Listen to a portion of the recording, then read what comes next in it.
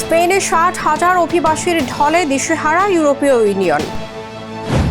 ইরানের হাতে আমেরিকার ১০৯ মিলিয়নের F-35 যুদ্ধবিমান ধ্বংস। ফের কুয়েতে ইরানের বিধ্বংসী ড্রোন হামলা, কাঁপছে মধ্যপ্রাচ্য। শেষ আঘাতের প্রস্তুতি ট্রাম্পের, পাল্টা ছোবলের জন্য প্রস্তুতি ইরান। শত্রুর প্রযুক্তিতে শক্তিশালী হচ্ছে বেইজিং। দর্শক শুনছিলেন শিরোনাম, এবার বিস্তারিত। স্পেনের সেউতা ও মেলিলা সীমান্তে মরক্কো থেকে আসা প্রায় ৬০,০০০ অভিবাসীর আকস্মিক ঢলে রীতিমতো দিশেহারা ইউরোপীয় ইউনিয়ন। সীমান্ত ভেদ করে আসা এই বিপুল সংখ্যক মানুষের মধ্যে প্রাণ হারিয়েছেন অন্তত ৫৭ জন। পরিস্থিতি সামাল দিতে কড়া পদক্ষেপ নিয়ে এরই মধ্যে ৪৮,০০০-এরও বেশি মানুষকে ফেরত পাঠিয়েছে স্পেন। সীমান্ত সুরক্ষায় রাষ্ট্রের সব সম্পদ ব্যবহারের কড়া ঘোষণা দিয়েছেন স্প্যানিশ প্রধানমন্ত্রী পেদ্রো সানচেজ। অন্যদিকে এই অভিবাসী সংকটকে কেন্দ্র করে ইউরোপীয় দেশগুলোর ভেতরেও দেখা দিয়েছে তীব্র বিভাজন। বিস্তারিত থাকছে এবারের প্রতিবেদনে। স্পেনের উত্তর আফ্রিকান ছিটমহল সেউতা ও মেলিলা সীমান্তে মরক্কো থেকে আসা প্রায় ৬০,০০০ অভিবাসীর আকস্মিক ও গণ আগমন ইউরোপ জুড়ে তীব্র ভূ রাজনৈতিক ও মানবিক সংকট তৈরি করেছে। মরক্কো সীমান্ত ভেদ করে হাজার হাজার মানুষের এই ঢল নামার পেছনে রয়েছে সীমান্ত সুরক্ষা নিয়ে দুই দেশের দীর্ঘদিনের টানাপোড়েন এবং চোরাচালান নেটওয়ার্কের তৎপরতা। অভিবাসন প্রার্থীরা মূলত উন্নত জীবনের আশায় স্পেনে প্রবেশের চেষ্টা করছিলেন। স্থল ও সমুদ্র পথ পেরিয়ে আসা এই বিশাল জনগোষ্ঠীর মধ্যে অন্তত ৫৭ জন প্রাণ হারিয়েছেন। কেউ সমুদ্রে ডুবে, কেউ বা সীমান্ত পরিকাঠামোর কাছে পদদলিত হয়ে মারা গেছেন। তবে স্প্যানিশ কর্তৃপক্ষের কড়া পদক্ষেপে শুক্রবার সন্ধ্যা নাগাদ ৪৮,০০০-এরও বেশি মানুষ নিজ দেশে ফিরে যেতে বাধ্য হয়েছেন। স্পেনের রাজধানী মাদ্রিদে মরক্কোর দূতাবাসের বাইরে শত শত অভিবাসন বিরোধী বিক্ষোভকারী সমাবেশ করে এবং এই ঘটনার তীব্র নিন্দা জানায়। ক্ষুব্ধ বিক্ষোভকারীরা স্পেন সরকারকে সীমান্ত রক্ষায় ব্যর্থতার জন্য অভিযুক্ত করেন। পাশাপাশি যুক্তরাষ্ট্র ও ইসরায়েলকে এই অপরাধের সহযোগী হিসেবে দাবি করে উত্তেজনা আরও বাড়িয়ে দিয়েছেন অনেকেই। মরক্কোর নিরাপত্তা বাহিনী মেলিলা সৈকতে ও সমুদ্র পথে কঠোর অবস্থান নিয়ে অভিবাসীদের প্রবেশ কঠোরভাবে ঠেকিয়ে দিয়েছে। অন্যদিকে স্পেনের প্রধানমন্ত্রী পেদ্রো সানচেজ সেউতা সফর করে সীমান্ত সুরক্ষায় রাষ্ট্রের সমস্ত সম্পদ ব্যবহারের অঙ্গীকার করেছেন। অবৈধ প্রবেশকারীদের দ্রুত ফেরাতে মাদ্রিদ ও রাবাত যৌথভাবে কাজ করছে। এই সংকট ইউরোপীয় ইউনিয়নের অভ্যন্তরে গভীর বিভাজন সৃষ্টি করেছে। ইতালি সীমান্ত নিয়ন্ত্রণ জোরদার করায় মাদ্রিদ ইতালির রাষ্ট্রদূতকে তলব করে এবং ফ্রান্সও সীমান্ত তল্লাশি বাড়িয়ে দিয়েছে। ইউরোপীয় কমিশনের president Ursula von der Leyen এই পরিস্থিতিকে অগ্রহণযোগ্য আখ্যা দিয়ে চোরাচালান চক্র ভাঙার তাগিদ দিয়েছেন।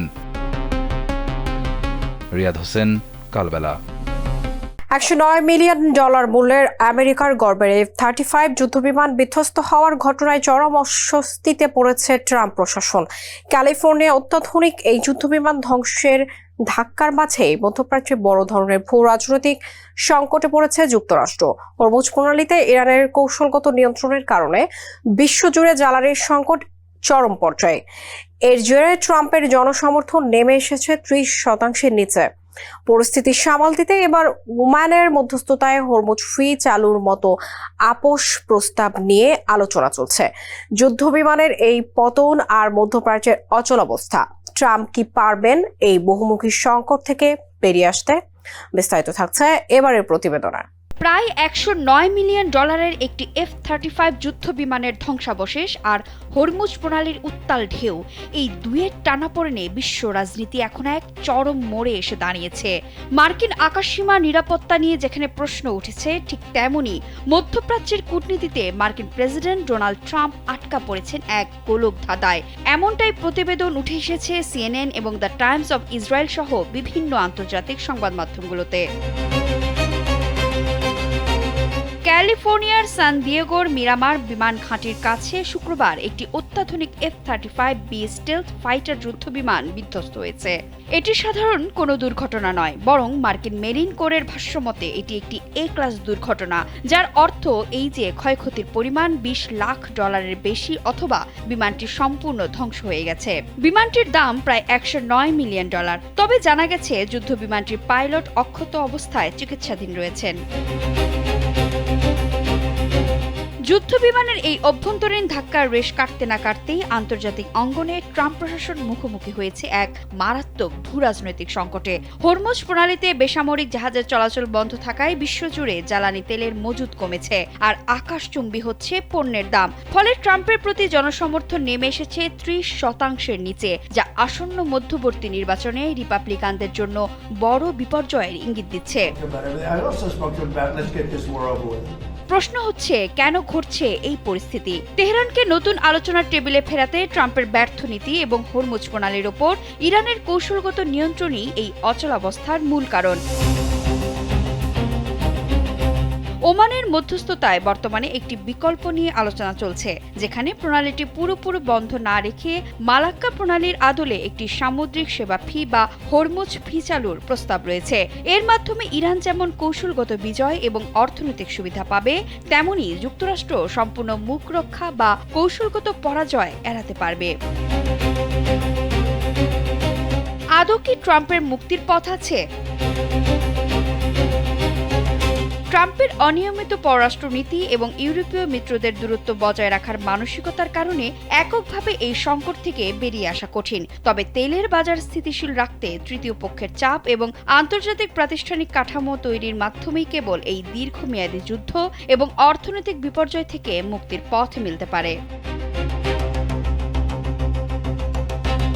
কুয়েতে বেশ কয়েকটি গুরুত্বপূর্ণ স্থাপনা লক্ষ্য করে আবারও বিধ্বংসী ড্রোন হামলা চালিয়েছে ইরান। আকাশ প্রতিরক্ষা ব্যবস্থা ড্রোনগুলো ধ্বংস করতে পারলেও এর জ্বলন্ত ধ্বংসাবশেষে ব্যাপক ক্ষয়ক্ষতি হয়েছে। এই ঘটনার পরপরই আঞ্চলিক দেশগুলোকে কড়া ভাষায় সতর্ক করেছে তেহরান। শান্ত ও কৌশলগতভাবে গুরুত্বপূর্ণ কুয়েতে সরাসরি এই আক্রমণ মধ্যপ্রাচ্যকে কোন ভয়ঙ্কর বিপর্যয়ের দিকে ঠেলে দিচ্ছে, বিস্তারিত থাকছে এবারের প্রতিবেদনে। এক ঝাঁক ড্রোন আঘাত হানে কুয়েতের গুরুত্বপূর্ণ স্থাপনায়। যদিও কুয়েতি আকাশ প্রতিরক্ষা ব্যবস্থা আকাশে থাকতেই ড্রোনগুলো ধ্বংস করতে সক্ষম হয়েছে বলে দাবি করছে, তবে এই ঘটনা মধ্যপ্রাচ্যকে ভয়াবহ যুদ্ধের দ্বার প্রান্তে দাঁড় করিয়ে দিয়েছে বলে মত বিশ্লেষকদের। ইরান সরাসরি হুঁশিয়ারি দিয়েছে, যেসব দেশ আমেরিকার প্রতিরক্ষা ঢাল হিসেবে কাজ করবে তারা যুদ্ধের আগুনে পুড়ে ছাই হবে।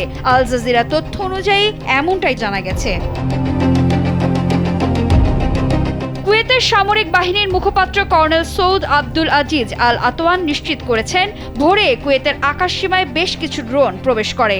উত্তর কুয়েতের একটি গুরুত্বপূর্ণ সরকারি স্থাপনা এবং বুবিয়ান দ্বীপে অবস্থিত একটি বেসরকারি কোম্পানির বেশ কয়েকটি বেসামরিক যানবাহন এই হামলার লক্ষ্যবস্তু ছিল। ড্রোনগুলো আকাশে ধ্বংস করা হলেও এর জ্বলন্ত ধ্বংসাবশেষ নিচে পড়ে ব্যাপক ক্ষয়ক্ষতি সাধন করেছে। তবে এই ভয়াবহ ঘটনায় এখনো পর্যন্ত কোনো প্রাণহানির খবর পাওয়া যায়নি। কুয়েতের সেনাবাহিনী এই হামলাকে সরাসরি ইরানের পাপপূর্ণ আগ্রাসন বলে আখ্যায়িত করেছে। তারা নাগরিকদের সতর্ক করে জানিয়েছে, দেশের আকাশ প্রতিরক্ষা ব্যবস্থা সক্রিয় থাকায় আকাশে আরও বিস্ফোরণের শব্দ শোনা যেতে পারে। দেশের সার্বভৌমত্ব, নিরাপত্তা ও স্থিতিশীলতা রক্ষায় সামরিক বাহিনী যে কোনো পদক্ষেপ নিতে সম্পূর্ণ প্রস্তুত রয়েছে বলে জানানো হয়েছে। এই হামলার পরপরই পরিস্থিতি আরও উত্তপ্ত করে তুলেছেন ইরানের শীর্ষ সামরিক command Khatam al Anbiya central হেডকোয়ার্টার্সের commander major general Ali Abdullahi. তিনি আঞ্চলিক দেশগুলোকে কড়া ভাষায় সতর্ক করে বলেছেন, মার্কিন যুক্তরাষ্ট্র মধ্যপ্রাচ্যের দেশগুলোর সম্পদ ও অবকাঠামোকে নিজেদের দুর্বল সামরিক শক্তির ঢাল হিসেবে ব্যবহার করতে চাইছে। আব্দুল্লাহি সরাসরি হুঁশিয়ারি দিয়ে জানিয়েছেন, যেসব দেশ অপরাধী আমেরিকার প্রতিরক্ষা ঢাল হিসেবে কাজ করবে তারা খুব শীঘ্রই যুদ্ধের আগুনে পড়ে ছাই হয়ে যাবে। তিনি প্রতিবেশী দেশগুলোকে দূরদর্শিতার সাথে কাজ করার এবং আমেরিকার সাথে তাদের জোটবদ্ধতা ও সহযোগিতার বিষয়টি নতুন করে পুনর্বিবেচনা করার কড়া বার্তা দিয়েছেন। কুয়েতের বাইরেও মধ্যপ্রাচ্যের অন্যান্য প্রান্তে রক্তপাত আর সংঘাত থামছে না। সব মিলিয়ে ইরান, ইসরায়েল, মার্কিন যুক্তরাষ্ট্র এবং তাদের মিত্রদের মধ্যকার স্নায়ুযুদ্ধ এখন সরাসরি সংঘাতে রূপ নিচ্ছে। কুয়েতের মতো শান্ত ও কৌশলগতভাবে গুরুত্বপূর্ণ একটি দেশ সরাসরি ড্রোন হামলা এবং ইরানের এই প্রকাশ্য হুমকি এই অঞ্চলে এক ধ্বংসাত্মক সর্বাত্মক যুদ্ধের অশনি সংকেত দিচ্ছে। ইরানের শেষ আঘাত হানতে পেন্টাগনকে নতুন সামরিক অভিযানের নির্দেশ দিয়েছেন মার্কিন প্রেসিডেন্ট ডোনাল্ড ট্রাম্প। রোববার থেকে শুরু হওয়া টানা কয়েকদিনের এই অভিযানে ফের ইসরায়েল যুক্ত হতে পারে বলে আভাস দিয়েছে মার্কিন সংবাদ মাধ্যম। অন্যদিকে কঠোর পাল্টা আঘাত হানতে প্রস্তুত তেহরানও। কূটনীতির প্রতিটি ব্যর্থ চালে মধ্যপ্রাচ্যের সংঘাত কি তবে নতুন কোনো মহা বিপর্যয়ের দিকে মোড় নিচ্ছে? বিস্তারিত থাকছে এবারের প্রতিবেদনে। শেষ আঘাতের প্রস্তুতি, ইরানের নতুন হামলার নির্দেশ ট্রাম্পের, যুদ্ধের আগুন নেভার আগেই তাতে আরও এক দফা ঘি ঢালার প্রস্তুতি নিচ্ছে ওয়াশিংটন। এবার ইরানে কঠিন আঘাত আনার হুঁশিয়ারি দিয়েছেন তিনি। মার্কিন কর্মকর্তাদের বরাত দিয়ে দ্য ওয়াল স্ট্রিট জার্নাল জানিয়েছে, প্রেসিডেন্ট ট্রাম্প পেন্টাগনকে ইরানের বিরুদ্ধে নতুন করে হামলার প্রস্তুতির নির্দেশ দিয়েছেন। আর রবিবার থেকে শুরু হওয়া এই অভিযান চলবে টানা কয়েকদিন। ট্রাম্প প্রশাসনের বিশ্বাস, শেষ আঘাত হানতে পারলে ইরানকে আবার আলোচনার টেবিলে ফিরিয়ে আনা সম্ভব হবে।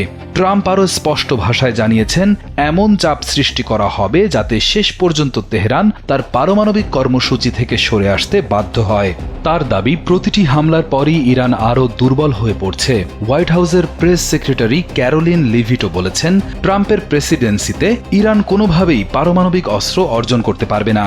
জর্ডানে অবস্থানরত মার্কিন সেনাদের ওপর ইরানের হামলা এবং তার জবাবে যুক্তরাষ্ট্রের পাল্টা অভিযানের পরই নতুন এই পরিকল্পনা সামনে এসেছে। শুক্রবার ক্যাম্প ডেভিডে মন্ত্রিসভার বৈঠকে ইরান যুদ্ধ নিয়ে দীর্ঘ আলোচনা করেন ট্রাম্প। এদিকে জানা গেছে, কয়েক সপ্তাহের বিরতির পর সম্ভাব্য এই অভিযানে আবারও ইসরায়েলি বাহিনী যুক্ত হতে পারে। বিশ্লেষকদের মতে, একবার বারুদের স্তূপে আগুন লাগলে সেই শিখা কোথায় গিয়ে থামবে তা কেউ বলতে পারছে না। ফলে ইসরায়েলকে লক্ষ্য করে ইরানের নতুন ক্ষেপণাস্ত্র হামলার আশঙ্কাও উড়িয়ে দেওয়া যাচ্ছে না। অন্যদিকে ইরানের ঘনিষ্ঠ তাসনিম নিউজ এজেন্সি সতর্ক করে বলেছে, ইরানের জ্বালানি অবকাঠামোতে নতুন মার্কিন হামলা হলে সেটি হবে অত্যন্ত বিপজ্জনক সিদ্ধান্ত। ইরানের এক জ্যেষ্ঠ নিরাপত্তা কর্মকর্তা হুঁশিয়ারি দিয়ে বলেছেন, যুক্তরাষ্ট্র নতুন হামলা চালালে ইসরায়েলের গুরুত্বপূর্ণ অবকাঠামো এবং মধ্যপ্রাচ্যে থাকা মার্কিন জ্বালানি স্থাপনাগুলোকে লক্ষ্য করে ব্যাপক পাল্টা হামলা চালানো হবে। সেই প্রস্তুতি ইতোমধ্যেই সম্পন্ন রয়েছে বলেও দাবি করেন তিনি। এদিকে মার্কিন সেন্ট্রাল কমান্ড সেন্টকম জানিয়েছে, ৩১ জুলাই পর্যন্ত ইরানের বিরুদ্ধে নৌ অবরোধ কার্যকর করতে ৩০টি বাণিজ্যিক জাহাজের গতিপথ পরিবর্তন করা হয়েছে। ২টি জাহাজ অচল করা হয়েছে এবং আরও ২টি জাহাজে তল্লাশি চালানো হয়েছে। সব মিলিয়ে পরিস্থিতি এমন পর্যায়ে পৌঁছেছে যেখানে কূটনীতির প্রতিটি ব্যর্থ চাল যেন যুদ্ধের নতুন অধ্যায়ের সূচনা করছে। এখন সবার নজর রবিবারের দিকে, কারণ সেই দিনই মধ্যপ্রাচ্যের সংঘাত আরও ভয়াবহ মোড় নিতে পারে বলে আশঙ্কা করা হচ্ছে। রিয়াদ হোসেন, কালবেলা।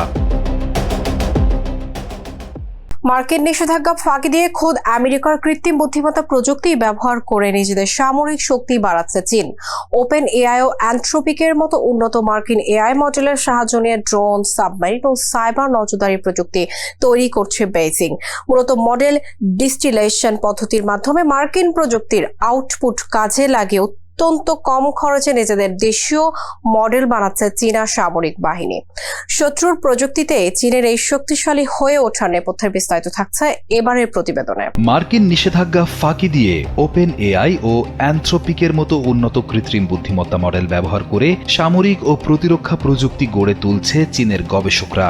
মডেল ডিস্টিলেশন পদ্ধতির মাধ্যমে বড় মার্কিন এআই মডেলের আউটপুট কাজে লাগিয়ে ছোট ও বিশেষায়িত দেশীয় মডেল বানাচ্ছে পিএলএ। চিপ সংকটে কোণঠাসা চীন কম খরচে নজরদারি, সাইবার যুদ্ধ, ড্রোন ও সাবমেরিনের লক্ষ্য ঠিক করতে এই প্রযুক্তি ব্যবহার করছে। যুক্তরাষ্ট্রের মতে এটি মেধাস্বত্ব ও রপ্তানি নীতির লঙ্ঘন। অন্যদিকে বেইজিং এর দাবি, যুক্তরাষ্ট্র একচ্ছত্র আধিপত্য ধরে রাখতে চায় এবং অতীতে মার্কিন কোম্পানিগুলো একই পথ ধরেছিল। গবেষক সানি চিয়াং এর মতে এটি কৌশলগত সিদ্ধান্ত গ্রহণে ব্যবহৃত হচ্ছে। যদিও বিশেষজ্ঞ ট্রেভার কোভারকোর মতে ডিস্টিলেশন মূল মডেলের সম্পূর্ণ বিকল্প নয়। হোয়াইট হাউস, পেন্টাগন ও ওপেন এআই নীরব থাকলেও অ্যান্থ্রোপিক নীতিমালা লঙ্ঘনের বিরুদ্ধে সতর্ক করেছে। দর্শক, এই ছিল বিশ্বের আলোচিত সব আন্তর্জাতিক সংবাদ। সবশেষ খবরের আপডেট জানতে কালবেলার সঙ্গেই থাকুন। ধন্যবাদ সবাইকে।